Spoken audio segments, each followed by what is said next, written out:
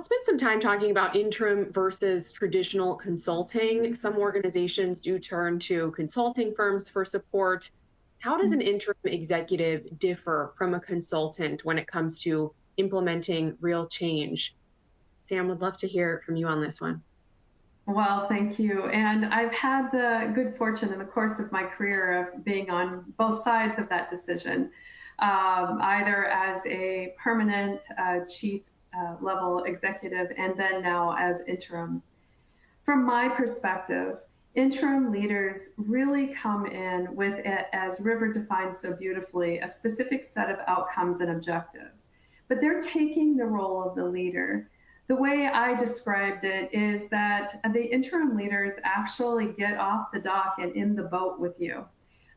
They are leaders. They are leading teams. They are a part of your executive team. They are standing in the organization as a leader. And that's a little different than a consultant who continues to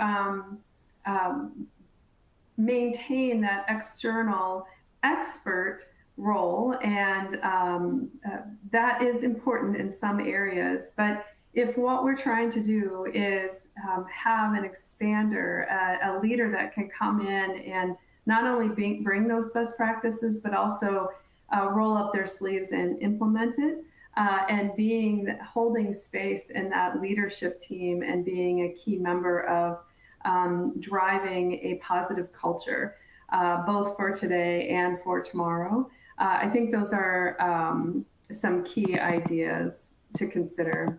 I also want to recognize that interim leaders are they're ready to go and are well practiced and experienced in getting in and helping to address the problems quickly. There's not a prolonged assessment process. This person is a member of the team.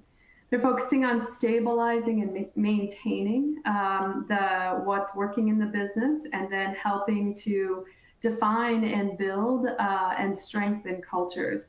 So understanding what's working and then continuing to build on and not being a burden to the other executives and the organization, but actually being a member of the team.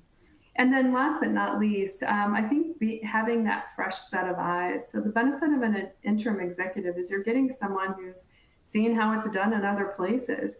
And that can be an invaluable set of experiences, as we are all in health systems, seeking to understand what transformation is necessary in order to not only remain competitive, but embracing what's available in the future, as we're all facing challenges with our workforce, talent cliffs, and growing patient populations, as well as ever-changing revenue and regulatory models.